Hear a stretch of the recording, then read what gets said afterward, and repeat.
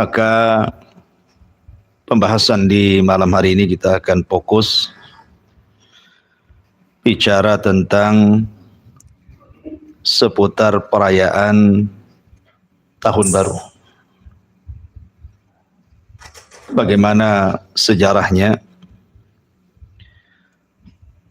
kemudian bagaimana kaum muslimin bisa merayakannya, dan bagaimana pandangan ulama tentang orang yang merayakan Tahun Baru. Kemudian apa yang harus dilakukan seorang muslim ketika menghadapi Tahun Baru. Inilah pembahasan yang kita akan bahas di malam hari ini. Wa tafidin yang muliakan Allah Subhanahu wa taala. Setiap agama itu pasti punya Tahun Baru. Setiap agama pasti ada tahun barunya. Seperti Islam ada Tahun Baru Hijriah. Kemudian orang-orang Nasrani juga sama. Kemudian kita kenal orang-orang Cina itu di negeri kita dengan perayaan Imlek. Kemudian juga di negeri kita ada namanya Tahun Baru Saka ya, atau bahasa lain Tahun Baru Nyepi. Biasanya dilakukan tanggal 1 bulan 10. Artinya semua agama itu punya Tahun Baru. Dari sini kita tahu bahwa ada sebagian Tahun Baru itu berlatar belakang ideologi agama. Ma'asyiral muslimin yang dimuliakan Allah Subhanahu wa taala, dalam bahasa Arab merayakan sebuah Tahun Baru yang sifatnya terulang hampir setiap tahun itu disebut dengan Al-Id. Makanya dalam Islam itu ada namanya Idul Adha dan Idul Fitri karena dirayakan setiap tahun. Ya, dirayakan setiap tahun. Ma'asyiral muslimin yang dimuliakan Allah Subhanahu wa taala. Ketika para ulama mengistilahkan kalimat Al-Id, dalam kalimat Id ini ada 3 poin. Pertama, harus terulang, setiap tahun terulang, maka disebut Id. Yang kedua, berkumpul manusia di situ dalam rangka merayakannya.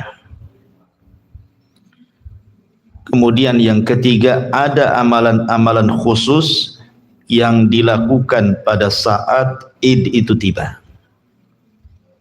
Seperti dalam Islam, Idul Fitri dan Idul Adha itu terulang setiap tahun.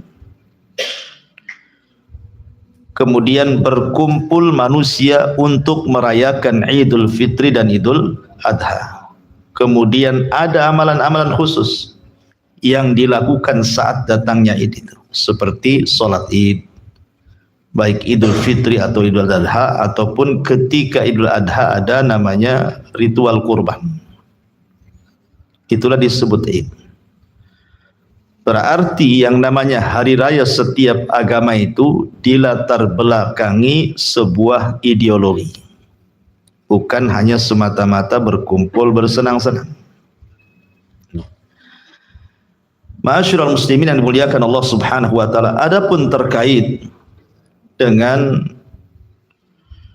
kalender Masehi yang setiap 1 Januari di negeri kita ini diramaikan dengan perayaan Tahun Baru. Kenapa kemudian disebut Masehi? Apakah ada terkait dengan kelahiran Isa bin Maryam sehingga disebut Masehi gitu ya?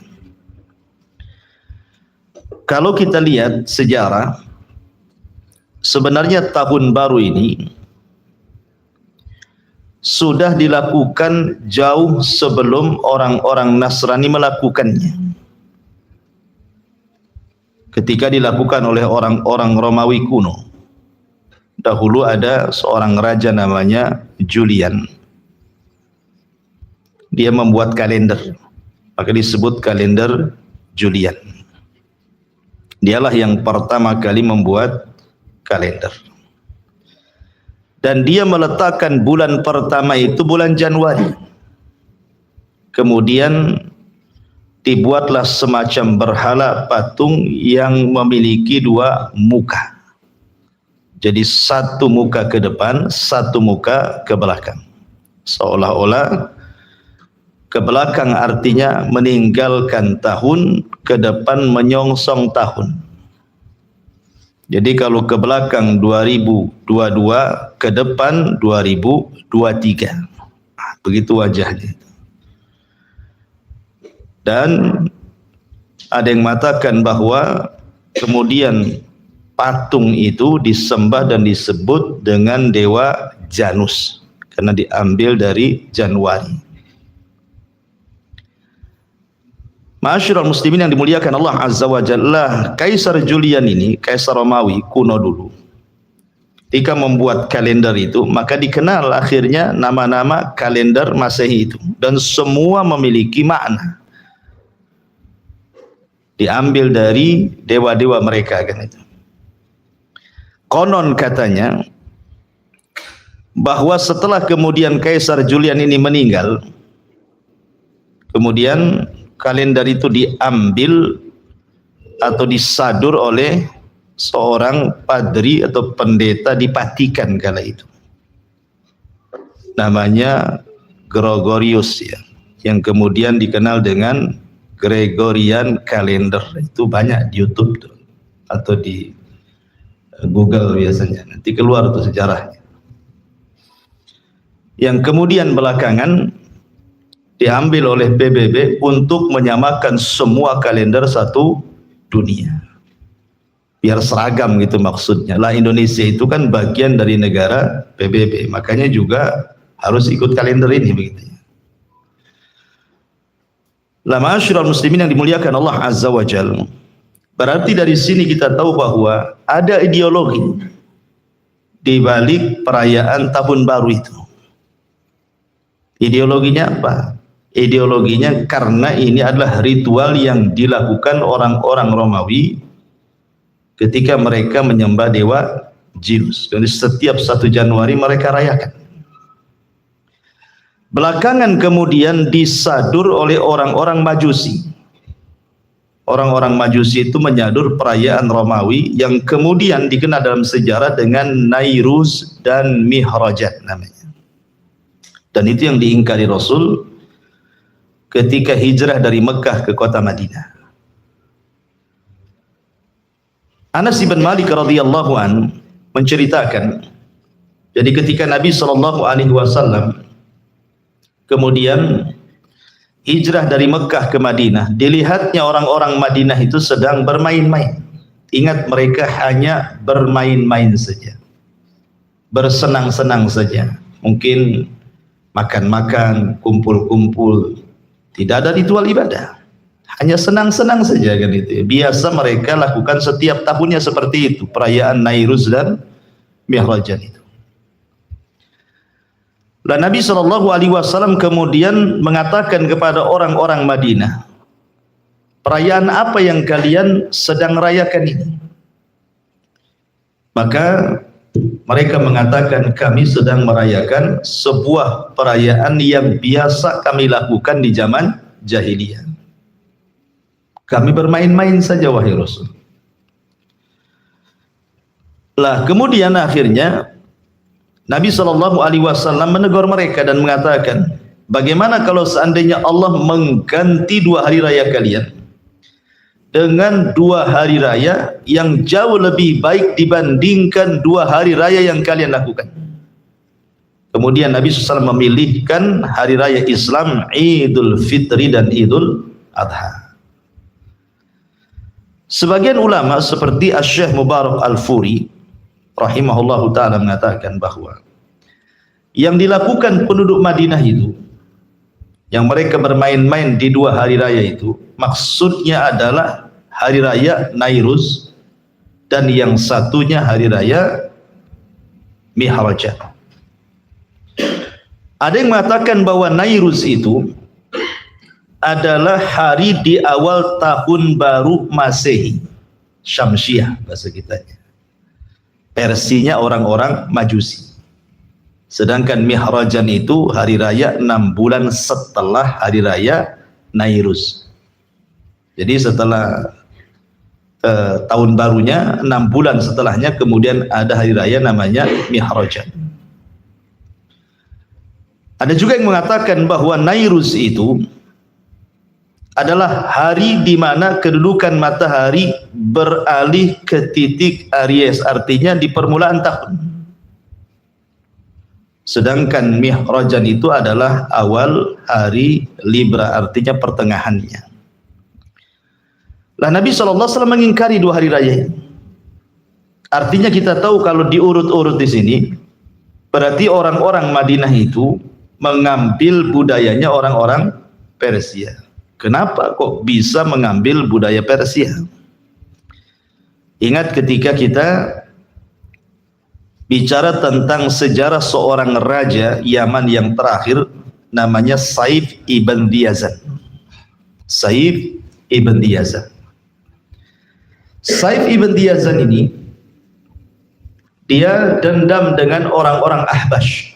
Orang-orang Ahbash itu orang-orangnya Abraha yang datang dari Ethiopia, kemudian menyerang Yaman, akhirnya berkuasa di Yaman. Belakangan kita kenal sejarah penghancuran Ka'bah oleh Abraha. Lah ketika Abraha meninggal dunia, kemudian tahtanya jatuh kepada anaknya yang pertama, tetapi kemudian tidak langgeng karena meninggal, kemudian jatuh ke adiknya. Lah di saat kekuasaan adiknya inilah akhirnya ditumbangkan oleh Saif ibn Diyazan dengan perantara orang-orang Majusi, orang-orang Persia. Karena ketika meminta bantuan ke Romawi, tentu tidak mungkin Romawi membantu. Kenapa? Karena orang-orang Ahbash itu, orang-orang Ethiopia, agamanya sama, Nasrani. Tidak mungkin Nasrani menyerang Nasrani. Makanya kemudian diambilnya bekerja sama dengan orang-orang Persia yang ketika itu beragama Majusi. Awalnya Persia tak mau, buat apa nyerang Yaman? Tidak ada kekayaan yang diambil di situ. Tapi kemudian mereka akhirnya setuju dengan mengerahkan orang-orang jahat yang dipenjara, biar kalaupun kalah kerajaan tidak rugi. Karena yang dikerahkan orang-orang penjahat dalam penjara kan gitu ya. Tapi Allah takdirkan menang pula. Akhirnya kemudian Saif ibn Diyazan jadi raja Yaman, tetapi di bawah kekuasaan Persia. Lah ketika itulah Persia mencengkram negeri Arab. Sampai kemudian Nabi SAW diutus, akhirnya kemudian Persia hengkang lagi ke negaranya. Lah penduduk Yaman itu, penduduk Madinah itu, orang-orang Ansor itu asalnya Yaman. Karena diambil dari 2 kabilah besar namanya Khazraj dan Aus. Khazraj dan Aus itu 2 kabilah dari Yaman, yang kemudian hijrah karena sebuah musibah besar, di mana bendungan Ma'rib pecah, akhirnya meluluhlantakkan kota dan daerah, bahkan korbannya ribuan jiwa. Sebagian mereka akhirnya hijrah minta suaka, kemudian menetap di Yathrib yang belakangan disebut Madinah. Makanya kemudian budaya orang-orang Persia itu yang pernah mencengkram negeri Yaman, negeri Arab, itu akhirnya ditiru-tiru oleh orang-orang Madinah, orang-orang Ansor ini. Tetapi sekali lagi hanya semata-mata bermain-main, tidak ada ritual agama. Seperti hari inilah orang mungkin niup trompet dan begitu seterusnya, petasan, kan nggak ada ritual agama kan. Itu murni main-main saja, tapi kan mubadir gitu ya. Lah sejak itulah akhirnya mereka terbiasa melakukan ritual-ritual seperti itu. Atau lebih mudahnya saya analogikan, negeri kita ini dijajah oleh Belanda itu 350 tahun lamanya. Dan kita tahu bahwa agama orang-orang Belanda di negeri kita itu Nasrani, sehingga mereka biasa melakukan Natal, Tahun Baru kan. Sehingga tradisi 350 tahun itu bukan tradisi yang sebentar, tradisi yang lama, otomatis sudah berakar dan berurat di negeri kita. Dan itulah yang mempengaruhi kita akhirnya. Menghilangkan budaya itu kan susah sekali.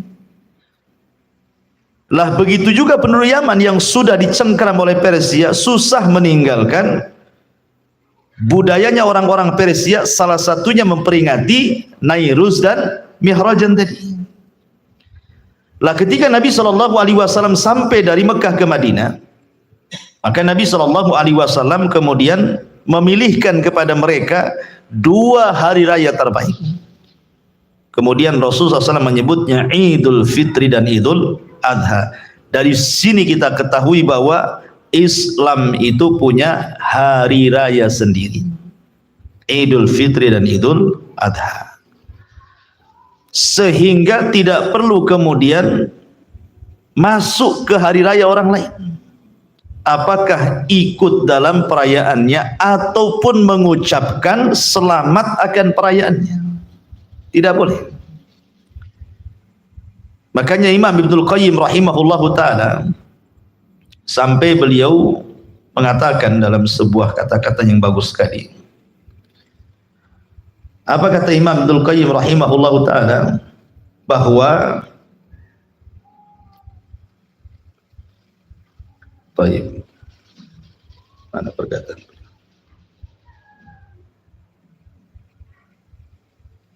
Lupa pula.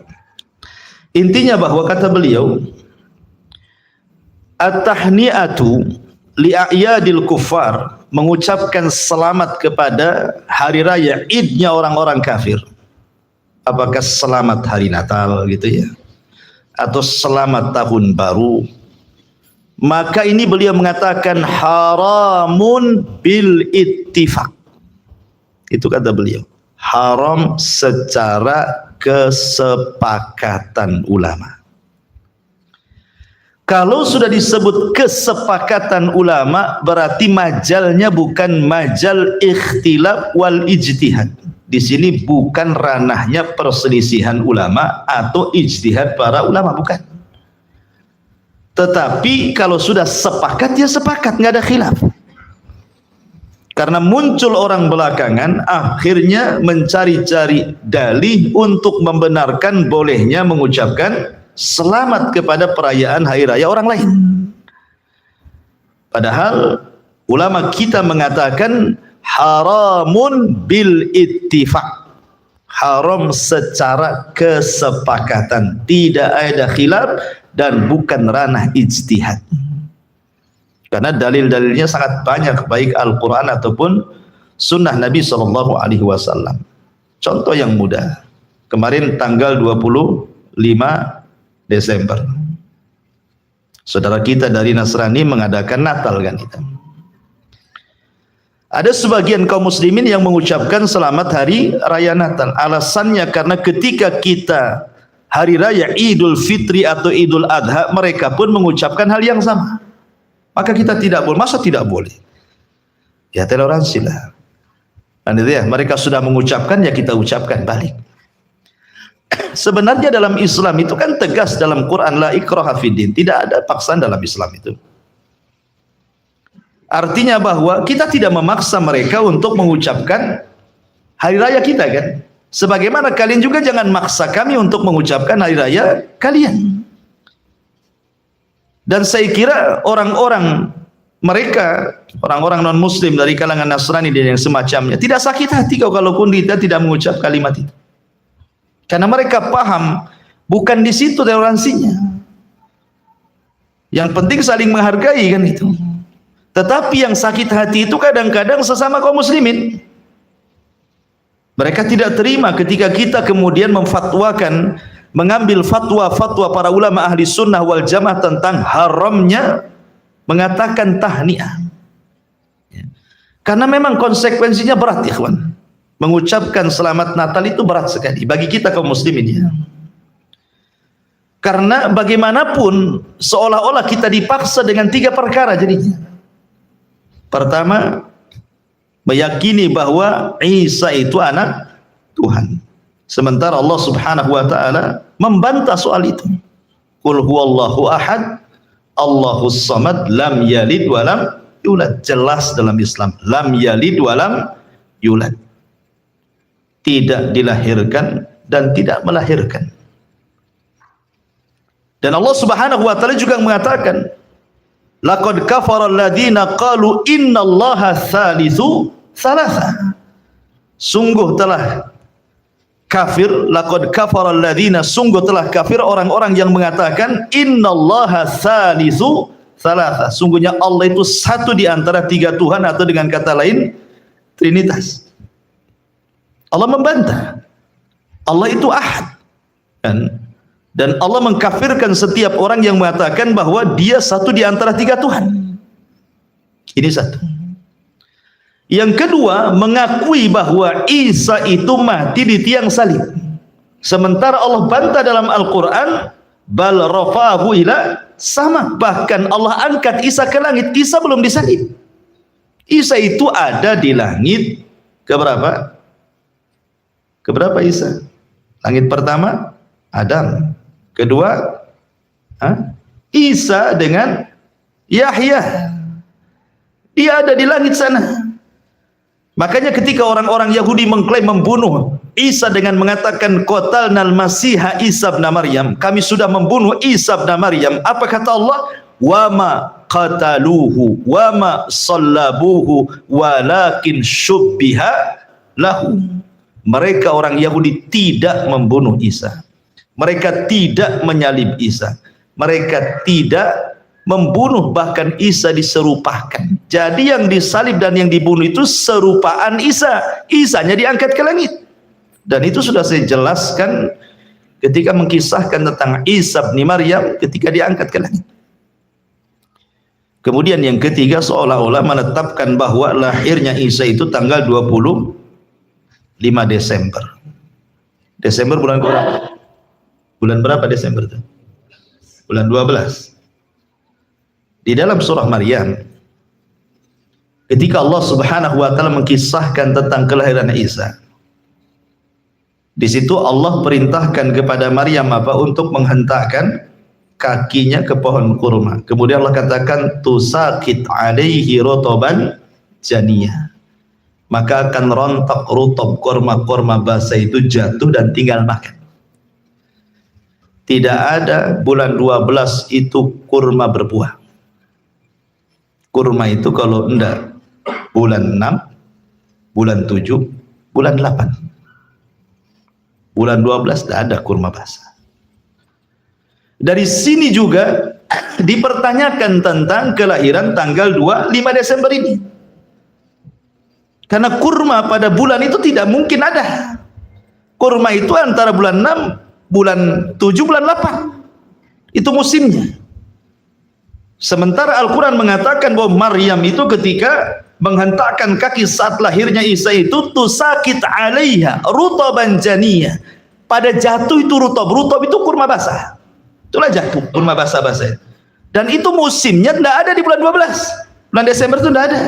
Satu dunia nggak ada. Ya. Ini kita katakan bicara Quran. Kalau bicara versi mereka ya tidak tahu. Ya, kita kan bicara versi Quran dan kita yakin Al-Quran itu sebenar-benar kalamullah. 3 perkara saja dalam Islam diragukan. Macam mana seorang muslim mengucapkan kalimat yang diragukan 3-tiganya? Kan nggak masuk di akal di sini. Ya, bagaimana? Seolah-olah kalau kita mengucapkan itu hakikatnya di situ mengakui tentang ketuhanan Isa, seolah-olah seperti itu. Kan ini kan kufur, ikhwan. Makanya kita katakan kita kaum muslimin sebaiknya tidak mengucapkan kalimat itu, baik hari raya Natal ataupun hari raya Tahun Baru, karena di belakangnya ada ideologi agama. Itu masalahnya. Ada ideologi agama dan ideologi agamanya mengarah kepada kesyirikan, kufur. Seperti Tahun Baru karena dulunya dilakukan para penyembah dewa Zeus kan gitu ya. Kemudian Natal karena meyakini Isa itu anak Tuhan. Itu masalahnya. Tetapi walaupun demikian ikhwan, bukan berarti dengan kita tidak mengucapkan hari raya itu kemudian kita katakan bahwa kita benci dengan mereka. Tidak. Karena Islam juga mengajarkan di dalam surah Al-Mumtahanah ayat 8 Allah mengatakan, la yanhakumullahu 'anil ladzina lam yuqatilukum fid dini wa lam yukhrijukum min diyarikum an tabarruhum wa tuqsitu ilaihim innallaha yuhibbul muhsinin. Allah tidak melarang kalian dari orang-orang yang tidak memerangi kalian dalam agama dan tidak mengusir kalian dari rumah-rumah kalian untuk berbuat baik kepada mereka dan berbuat adil kepada mereka, karena Allah suka dengan orang-orang yang berbuat adil itu. Artinya kita tetap menghargai mereka. Buktinya Abdullah ibn Abbas radhiyallahu anhuma, beliau suka memberikan hadiah kepada orang Yahudi di zaman itu. Bahkan Nabi SAW pembantunya juga Yahudi. Sampai dijelaskan dalam hadis Bukhari, Nabi SAW suatu ketika menjenguk orang Yahudi yang sakit, yang dulunya pernah membantu di rumahnya. Artinya Rasul mengambil pekerja di orang Yahudi kan, boleh bermuamal dengan mereka. Ketika kemudian Nabi SAW datang, maka Nabi SAW memandang anak Yahudi ini dan mengatakan, ya gulam aslim, wahai gulam, mau enggak kau masuk Islam? Maka orang Yahudi ini menatap wajah Nabi, sekali-kali menatap wajah bapaknya, kata bapaknya, ati Abul Qasim, sudah ikuti saja apa yang dikatakan Abil Qasim. Kenapa bapaknya ngomong begitu? Karena tahu kebaikan Rasul kepada anaknya. Maka orang Yahudi ini mengatakan, asyhadu an la ilaha illallah wa annaka rasul. Kemudian meninggal. Maka Nabi mendoakan, alhamdulillahilladzi anqadhahu minan nar. Ya Allah, selamatkan, segala puja dan puji hanya milik Allah yang telah menyelamatkan anak ini dari kobaran api neraka. Bahkan dalam sebuah hadis Rasul mengatakan, dalam riwayat Imam Baihaqi, Nabi mengatakan, man zalama mu'ahidan awin taqasahu haqqan, barang siapa yang mendolimi kafir mu'ahid, kafir yang ada perjanjian dengan kita, atau mengurangi haknya, di ujung hadis Rasul mengatakan, fa'ana hajijuhu yaumal qiyamah, kata Rasul, aku yang akan berhujah untuk dia pada hari kiamat. Bahkan dengan tegas Rasul mengatakan, man qatala dhimmiyan lam yajid raihatal jannah, siapa yang memerangi dhimmi, kafir yang hidup satu masyarakat dengan kita, maka dia tidak akan mencium bau surga. Tetap kita hargai mereka kan. Kalau mereka memang susah, fakir, perlu makan, kita kasih makan, kita kasih sedekah kepada mereka. Dalam Islam seperti itu. Makanya Nabi SAW ketika memperlakukan Thumamah ibn Asal itu, seorang tawanan kafir, Nabi SAW tidak menyakiti dia, cuman Rasul hanya merantai di tiang masjid. Kemudian dia menyaksikan kebaikan para sahabat, berakhir dengan masuk Islamnya Thumamah itu. Dari sini ikhwatu fiddin yang dimuliakan, bukan berarti ketika kita tidak mau mengucapkan selamat hari Natal atau selamat tahun baru, kemudian mutlak kita benci mati kepada mereka. Tidak, kan ada batasan-batasannya. Maka malam ini sedikit saya akan jelaskan tentang beberapa perkara kenapa kita tidak mau mengucapkan kalimat-kalimat seperti itu, apalagi terlibat dalam acaranya, baik menggunakan atribut atau yang semacamnya. Ma'asyiral muslimin yang dimuliakan Allah Subhanahu wa taala, kita mulai dari pembahasan pertama tentang hukum al-muwalah, meletakkan loyalitas kepada orang kafir.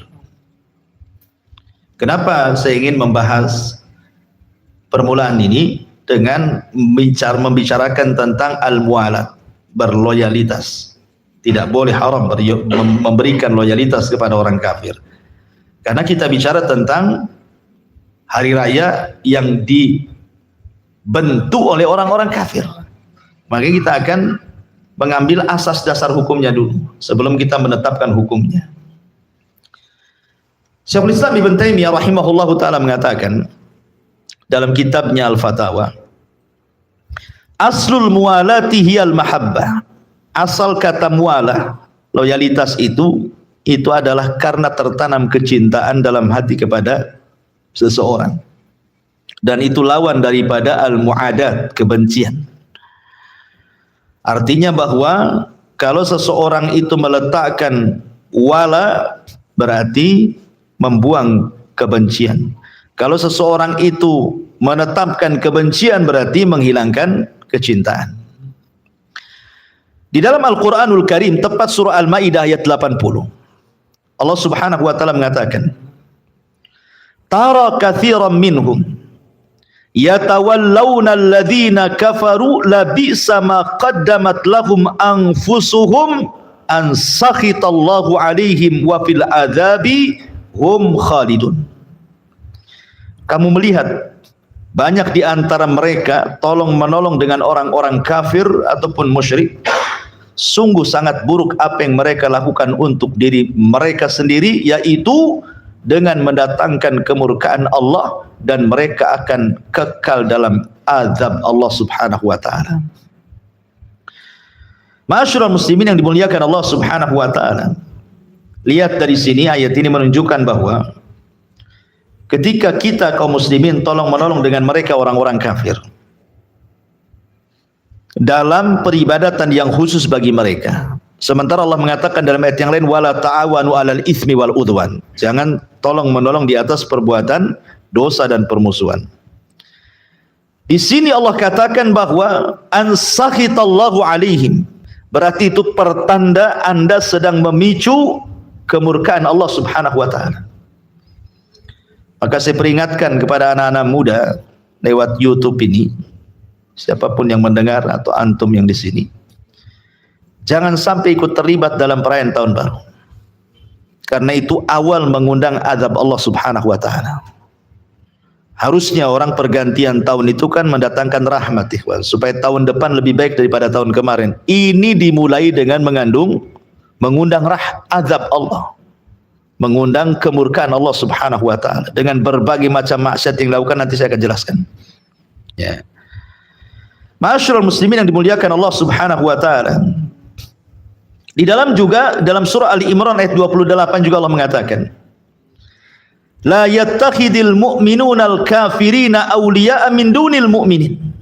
Janganlah orang-orang yang beriman mengambil orang-orang kafir itu menjadi wali dengan meninggalkan orang-orang yang beriman yang lainnya. Ada satu kisah dari Ubadah bin Samit radhiyallahu anhu, ini menjadi sebab nuzulnya ayat ini. Jadi suatu ketika Ubadah ibn Samit ini, dia kan punya teman-teman dari orang-orang Yahudi sebanyak 500 minal Yahud, 500 orang-orang Yahudi. Dia berkawan baik dengan 500 orang-orang Yahudi, karena Ubadah bin Samit kan tinggal di Madinah. Jadi saat perang Ahzab,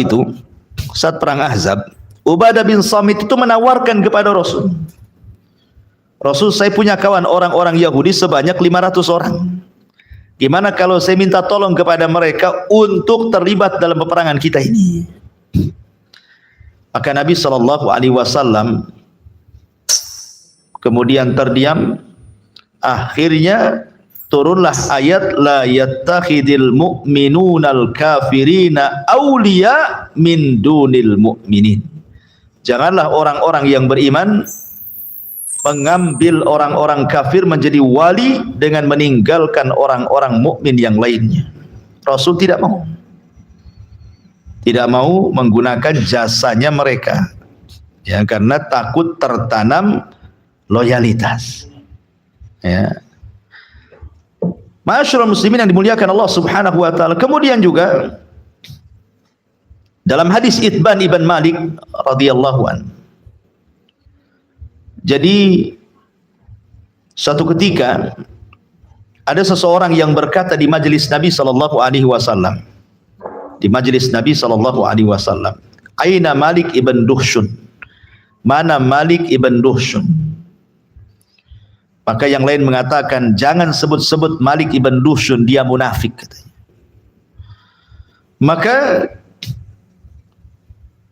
Nabi SAW ketika itu menegur, la taqul, jangan kau katakan seperti itu. La taqul dzalik. Jangan kau lakukan seperti itu. Amma sami'tahu yaqulu la ilaha illallah yabtagi bidzalika wajhallah. Bukankah kau sudah mendengar Malik ibn Dushun mengucapkan la ilaha illallah karena mengharap wajah Allah? Kata Nabi. Maka orang yang mengatakan munafik ini mengatakan, ya Rasulullah, Allah wa Rasuluhu a'lam. Fa inna nara wajhahu wa nasihatahu ilal munafikin.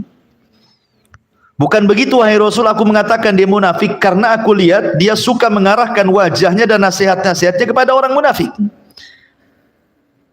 Tapi Nabi SAW mengatakan tidak, dia tidak seperti itu. Seandainya Rasul tidak mengucapkan kalimat itu, tentu Malik ibn Dushun memang orang yang meletakkan loyalitas kepada orang munafik, dan itu dilarang. Tidak boleh meletakkan wala kepada siapapun kecuali kepada Allah, Rasul dan orang-orang yang beriman. Ya, karena itu bentuk loyalitas kita. Makanya Hatib ibn Abi Balta'a, Hatib ibn Abi Balta'a suatu ketika membocorkan rahasia penyerangan Rasul di Fatu Mekah. Dia ngirim surat, tapi kemudian keburu wanita yang mengantar suratnya ketangkap oleh Ali. Kemudian dihantar kepada Rasul surat itu, sampai Umar mengatakan da'ni adrib unuqa, Rasul biar saya penggal tuh lehernya si Hatib ini. Kurang ajar, masa mau membocorkan penyerangan ini katanya. Tapi kemudian Rasul memanggil Hatib. Apa maksudnya? Kau mengirim surat membocorkan penyerangan Fathu Mekah ini. Maka Hatib menjelaskan bahwa masalahnya Rasul, aku punya keluarga di sana, aku punya bisnis di sana, dan begitu seterusnya. Maka Nabi SAW kemudian mengatakan kepada para sahabat di tengah-tengah itu, sesungguhnya Hatib tidak hendak membocorkan, dan dia adalah orang yang terlibat dalam perang Badar. Sementara orang yang terlibat dalam perang Badar dikatakan Rasul apa?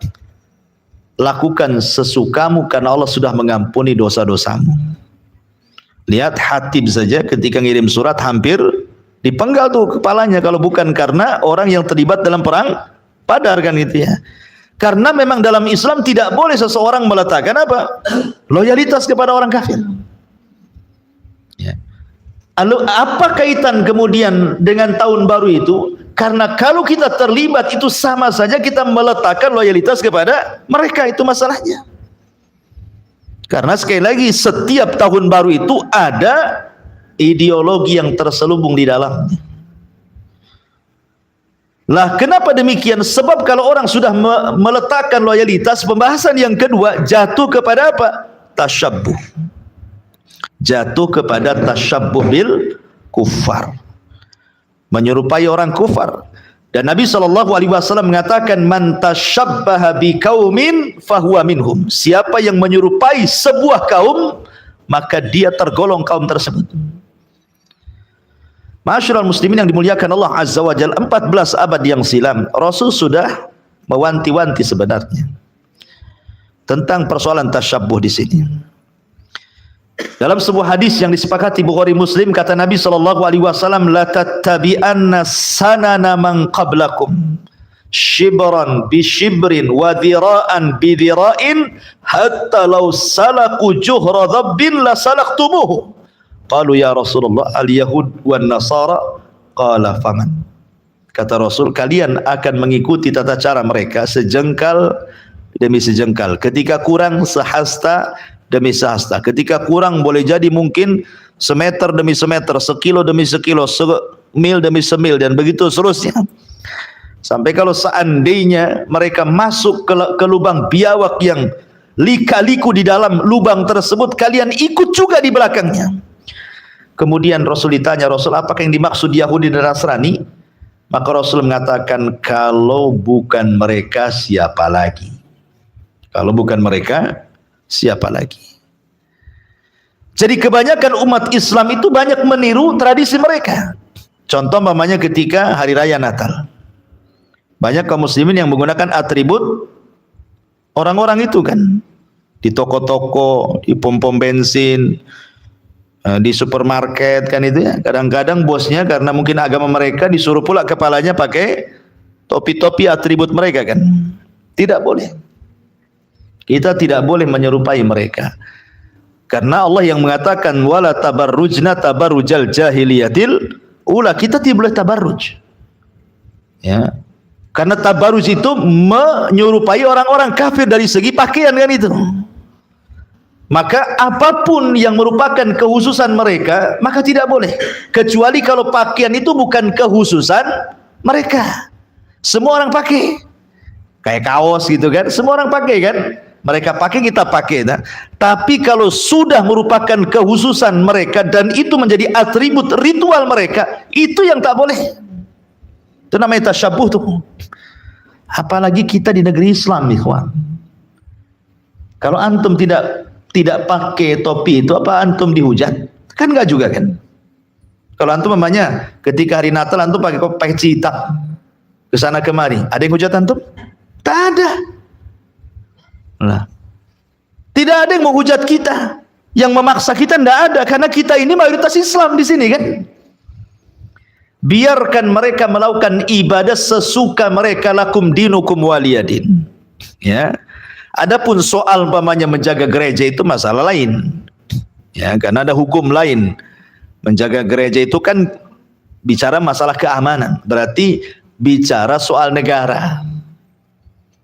Jadi kalau negara mengerahkan kepolisian untuk mengamankan, itu sudah tugas negara, atau negara minta kepada sipil untuk ikut jaga, ya tidak masalah. Selama hanya niatnya menjaga saja, menjaga keamanan loh ya, bukan terlibat dalam ritual ibadah mereka, tidak, hanya menjaga keamanan, itu saja, sebatas itu. Dan itu tugas negara. Sipil itu tidak usah ikut-ikut kan itu ya, itu kan tugas negara kan itu ya. Kecuali diminta oleh negara, ya tidak masalah. Ya. Kalau hanya menjaga saja. Tetapi kita kan bicara soal masalah kemungkaran di hari raya tahun baru ini. Jadi ketika kemudian orang meletakkan loyalitas, pasti akan masuk kepada tasyabbuh tadi. Dan tasyabbuh itu kata para ulama akan mengarah kepada kecintaan. Dan kecintaan itu akan mengarah kepada tasyabbuh. Ma'asyiral muslimin yang dimuliakan Allah Azza wa Jalla, setelah kita tahu dua poin ini, bahwa kita dilarang meletakkan loyalitas kepada orang kafir. Yang kedua, kita dilarang tasyabbuh menyerupai orang kafir, karena jelas hadisnya, jelas Al-Qur'annya. Seperti umpamanya secara umum Allah Subhanahu wa taala juga mengatakan wala tarkanu ilal ladzina zalamu fatamassakumun nar wa malakum min dunillahi min awliya tsumma la tunsarun, dalam surah Hud ayat 113. Dan janganlah kamu cenderung kepada orang-orang zalim yang menyebabkan kamu disentuh api neraka, sedangkan kamu tidak mempunyai seorang penolong pun selain Allah, sehingga kamu tidak akan diberikan pertolongan. Ini pun tidak boleh kita mengikuti mereka. Atau Allah mengatakan wala takunu kalladzina nasullaha fanasiyahum. Jangan seperti orang yang merupakan Allah, maka Allah akan melupakan mereka. Dan begitu seterusnya. Dan banyak lagi dalam Al-Quran ayat-ayat larangan tentang tasyabbuh.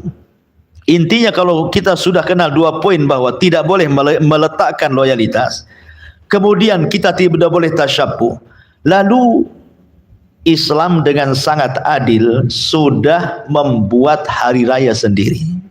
Karena begini ikhwan, yang saya heran itu begini, dia punya hari raya sendiri. Kita ini kaum muslimin punya hari raya Idul Adha dan Idul Fitri.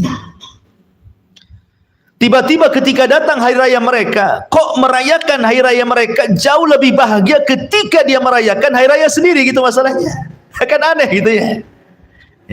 Datang Idul Fitri ada biasa-biasa saja dia. Ketika datang hari raya mereka ikut terlibat, kok bahagianya macam begitu gitu ya. Kan terbalik-balik ini kan. Harusnya hari raya dia datang dia lebih bahagia, kenapa pula hari raya orang dia lebih bahagia? Makanya siapapun, kata kaidah para ulama ini, siapapun yang bahagia merayakan hari raya orang-orang kafir, maka dia tidak akan pernah bahagia dengan merayakan hari raya dirinya sendiri. Maksudnya hari raya umat Islam. Karena tidak punya loyalitas dia di situ. Ya. Ma'asyiral muslimin yang dimuliakan Allah Subhanahu wa taala. Taib. Islam ini saya sudah singgung di awal, punya perayaan sendiri yang disebut dengan Idul Fitri dan Idul Adha. Al-Imam Al-Baihaqi menyebutkan dengan sanad yang sahih dari Umar bin Khattab radhiyallahu anhu. Apa kata Umar? La tadkhulu 'alal musyrikina fi kanaisihim yauma idihim. Janganlah kalian masuk kepada orang-orang musyrik di gereja-gereja mereka di hari Id mereka. Fa inna sukhtata tanzilu alaihim, karena murka Allah bisa saja menimpa kepada mereka. Siapa tahu ikhwan, anak-anak kita, saudara kita main-main di tahun baru besok gitu ya, tahu-tahu ketabrak mati. Ya. Kena mercon mati, kemudian kelahi mati pula, ketabrak dan begitu seterusnya. Kan kita tidak tahu. Kemudian juga Umar mengatakan dalam perkataan yang lain, ijtanibu a'da Allah fi a'yadihim. Tinggalkan musuh-musuh Allah pada id-id mereka.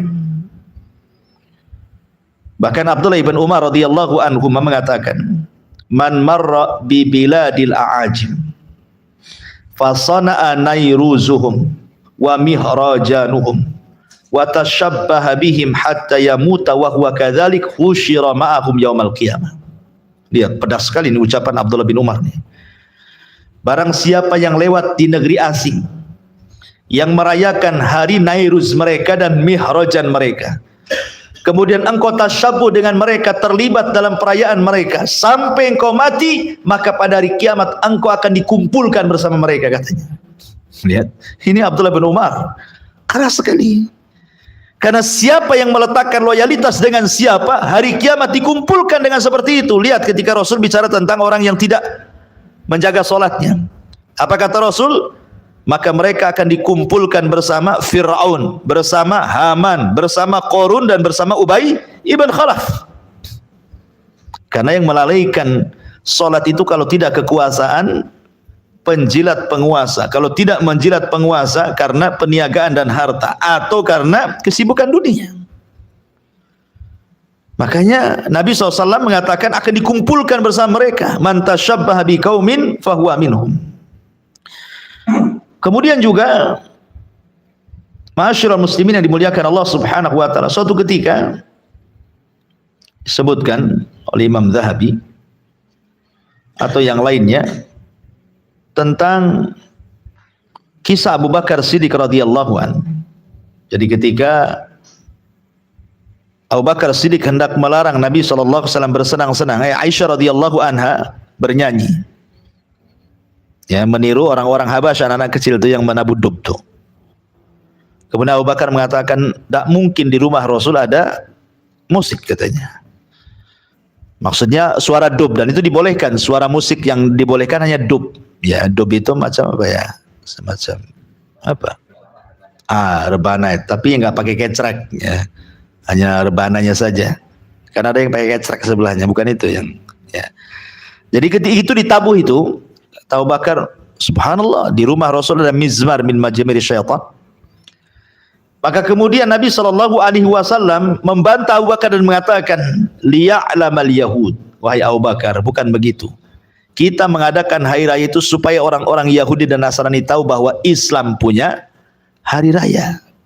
Liya'lamal yahud, agar orang-orang Yahudi tahu kita juga punya hari raya. Karena likulli qaumin idan wa hadza iduna, kata Rasul. Setiap kaum itu ada idnya, dan inilah id kita, hari raya kita. Jadi kalau kita hendak bersenang-senang, maka nunggu Idul Fitri dan Idul Adha. Itu hari raya kaum muslimin. Tidak perlu Anda bersenang-senang dengan hari raya umat yang lain, itu urusan mereka. Antum jangan masuk di situ. Karena sekali lagi di belakang hari raya itu ada ideologi-ideologi agama yang menyimpang secara akidah yang kita anut masalahnya. Itu masalahnya kita dilarang. Apalagi Allah mengatakan ketika mensifati orang-orang yang beriman, ibadur rahman, apa kata Allah dalam surah Al-Furqan ayat 72 itu? walladzina la yashhaduna zura. Orang-orang yang disebut ibadur rahman, hamba-hamba Allah itu adalah orang-orang yang tidak menyaksikan zur. Apa itu zur? Menurut Abul Aliyah, Tawus, Muhammad ibn Sirin, Dhahak, Arabi ibn Anas dan yang lainnya, maksud zur di sini adalah a'yadul musyrikin, hari rayanya orang-orang musyrik. Lihat, Allah mengatakan ketika mensifati hamba-hamba Allah yang baik adalah orang-orang yang tidak ikut menyaksikan hari raya orang-orang musyrik. Itu maknanya. Berarti apa makna yang menyaksikan itu? Ya tidak mengucapkan, tidak hadir, tidak ikut merayakan. Sudahlah lakum dinukum waliyadin. Urus dengan hari raya kalian, tidak perlu kita terlibat. Ya, karena kalau terlibat itu sama saja dengan meletakkan loyalitas, bahkan masuk kepada tasyabbuh. Haram, tak boleh. Masyarul muslimin yang dimuliakan Allah Subhanahu wa taala, baik. Apa sebenarnya kerusakan-kerusakan ketika antum terlibat dalam hari raya tahun baru itu? Kerusakan apa yang antum akan dapati di situ? Yang pertama, masyarul muslimin yang dimuliakan Allah Subhanahu wa taala, dampaknya nih, dampak tidak bagusnya adalah pertama, bahwa kita tahu bahwa seseorang itu sudah ditentukan oleh Allah Subhanahu wa taala hari rayanya masing-masing sesuai dengan agama masing-masing. Ketika kita kemudian ikut berpartisipasi meramaikan hari raya agama orang luar, berarti Anda sedang mencampur adukkan kebenaran dengan kebatilan. Ini satu. Sementara Allah Subhanahu wa taala mengatakan wala talbisul haqqa bil batil. Wala talbisul haqqa bil batil. Jangan mencampur adukkan kebenaran dengan kebatilan. Kemudian yang kedua, kita lihat hari raya tahun baru ini banyak kemaksiatan dan kemungkaran. Banyak sekali kemaksiatan dan kemungkaran. Sampai kalau kita lihat berita itu, hampir setiap tahun selalu ada sensus bahwa kenaikan perzinahan itu setiap tahunnya grafiknya itu meningkat. Tingkat perzinahan di tahun baru itu. Kondom-kondom laku, apalagi sekarang dijual bebas ya. Ya. Subhanallah. Meningkat tuh. Siapa yang melakukannya? Bukan orang kafir. Kalau di negeri kita yang mayoritas orang Islam, ya orang Islam, kan siapa lagi kan begitu. Lah, ketika kita kemudian ikut serta itu sama saja, langsung atau tidak langsung Anda sedang ikut andil dalam kemaksiatan dan kemungkaran. Perhatikan sabda Rasul, "Ma min qaumin ya'malu fihim bil ma'asi, thumma yaqdiruna ala an yughayyiru, thumma la yughayyiru illa yushika an ya'ummahumullahu minhu bil iqab." Tidaklah sebuah kaum yang diperbuat yang melakukan maksiat di antara mereka, kemudian mereka sanggup mengubahnya, tapi mereka tidak mau mengubahnya, itu sama saja dikhawatirkan azab Allah menimpa mereka. Jadi takutlah orang yang terlibat dalam perayaan ini. Takut kalau seandainya azab Allah datang. Kemudian yang ketiga, bahwa seseorang tanpa sadar kemudian meniru gaya-gaya tasyabbuh dengan menggunakan pakaian-pakaian atribut-atribut yang khusus pada agama di luar dari agama Islam. Dan ini masuk pada tasyabbuh yang sudah saya jelaskan. Dan tasyabbuh itu haram hukumnya. Man tasyabbaha biqaumin fahuwa minhum. Barang siapa yang tasyabbuh dengan sebuah kaum, maka termasuk kaum tersebut.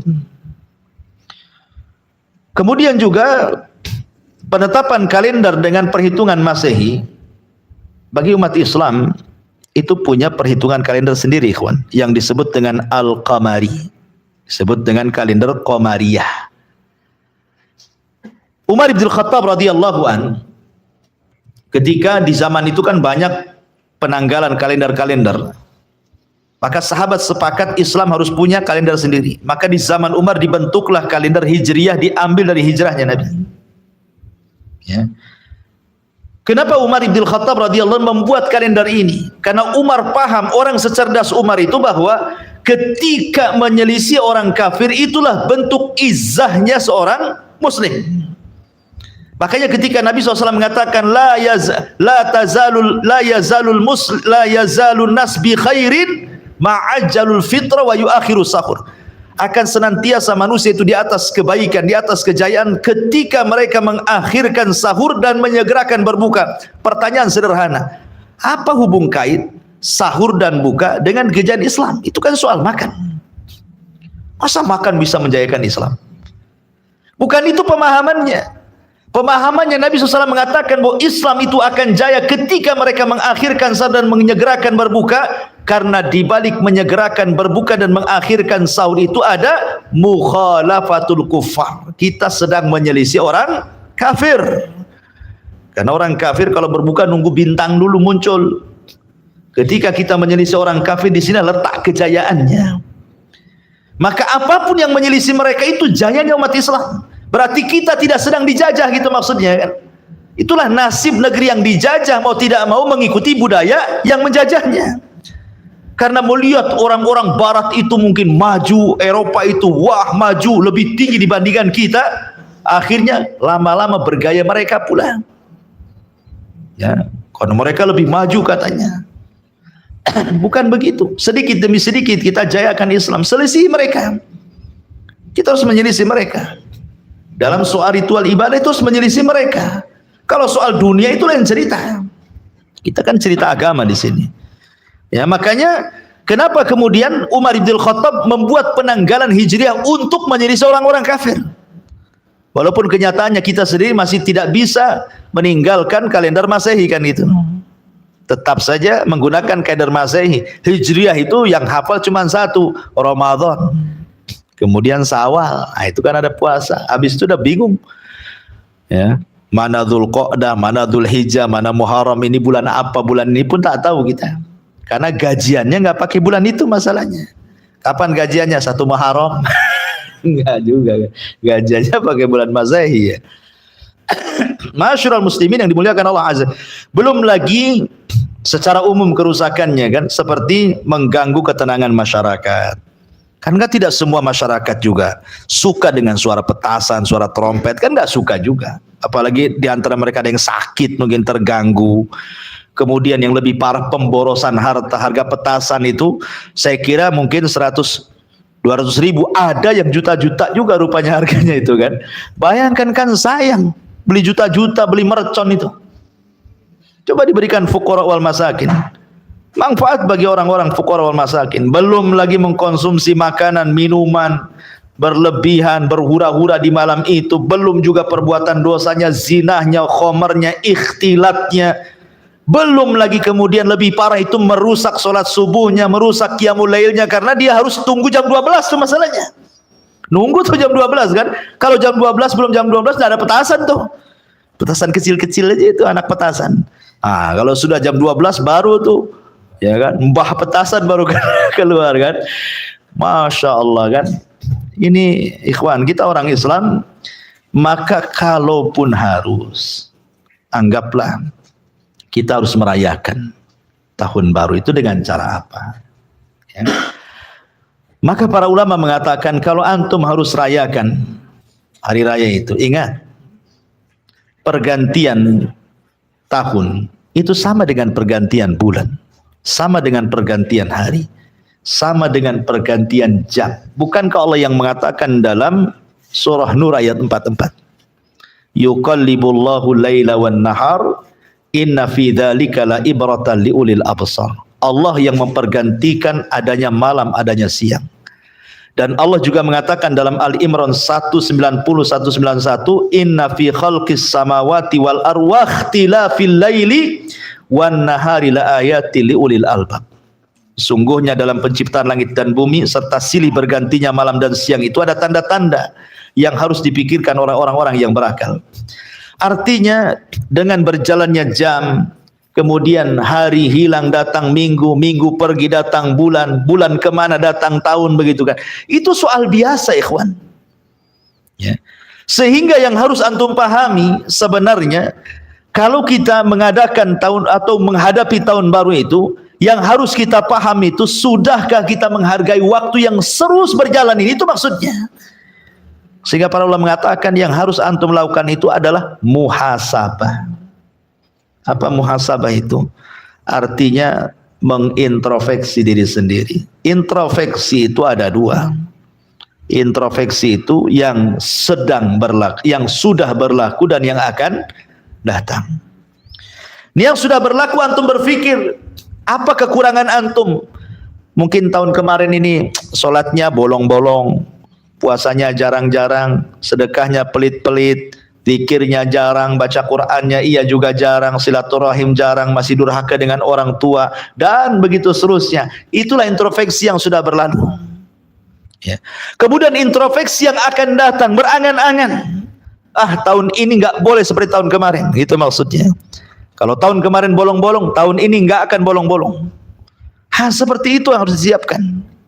Itulah yang benar, karena hari itu kata para ulama, kita ini hidup hanya 3 hari saja. Hari yang sudah berlalu kemarin, hari yang sedang berlaku sekarang kita hadapi, hari esok yang kita akan hadapi. Yang berlalu tidak mungkin berjumpa kembali, yang akan datang belum tentu juga kita akan berjumpa dengan hari yang akan datang. Yang mungkin kita bisa lakukan yang sekarang ini. Dari sinilah kemudian ulama mengatakan, Fudail ibn Iyad, ahsin fima baki yughfar laka fima madha. Perbaiki yang sedang berlaku, Allah ampuni yang sudah lalu. Tapi kalau engkau idza asa'ta, kalau kau jelek melakukan apa yang sedang antum lakukan, maka Allah akan mengadab yang sudah berlalu, yang sedang anda lakukan juga sama. Dari sini sebenarnya yang harus dilakukan ketika menghadapi tahun baru itu adalah introspeksi diri. Kemudian bekali hidup ini dengan ibadah kepada Allah. Karena Rasul mengatakan, kullun nas yaghdu fabai'un nafsah famu'tikuha au mubikuha. Setiap hari manusia ini melanjutkan perjalanan hidupnya, keluar mempertaruhkan dirinya. Ada yang membebaskan dirinya dari api neraka, ada pula yang mencelakakan dirinya dan dimasukkan ke dalam neraka. Naudzubillah. Manusia ini terus berjalan, ikhwan. Wa hadainahu najdain. Allah pilih 2 jalan, kau mau pergi ke mana? Ya. Maka kita tidak tahu di tahun baru ini kita masih hidup atau tidak masalahnya. Maka kenali tujuan seorang muslim. Kul inna salati wa nusuki wa mahyaya wa mamati lillahi rabbil alamin. Katakan ya Muhammad, sesungguhnya salatku, penyembelihanku, hidupku dan matiku aku serahkan kepada Rabb pencipta semesta alam ini.